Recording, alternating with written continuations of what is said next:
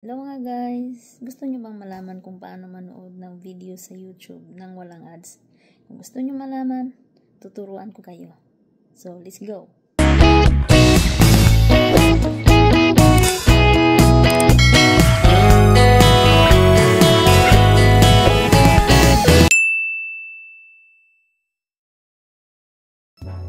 First is, pumunta tayo sa Play Store.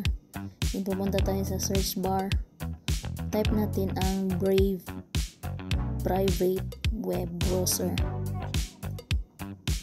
Then search, then install.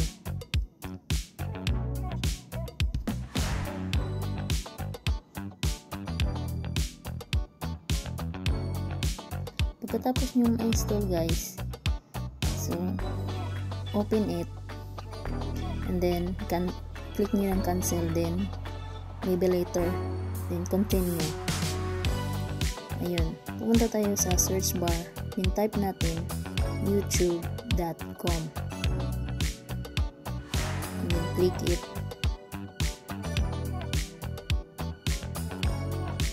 So ayun na, itap nyo lang yung screen para mawala yung ano.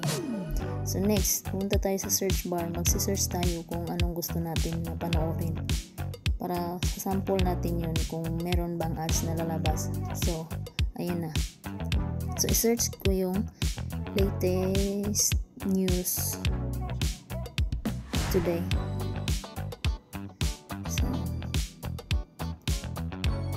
So ayun na, makikita na. So mamimili lang ako dyan ng ano.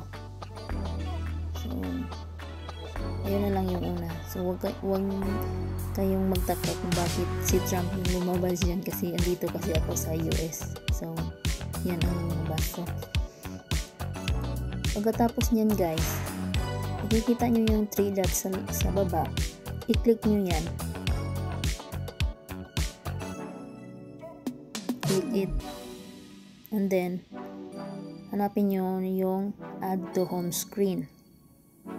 Then add.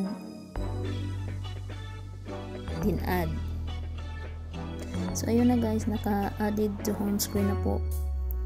And then balik tayo sa home. So click natin yun. So ayun na.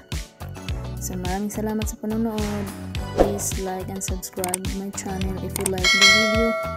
So maraming salamat. Have a good day. God bless.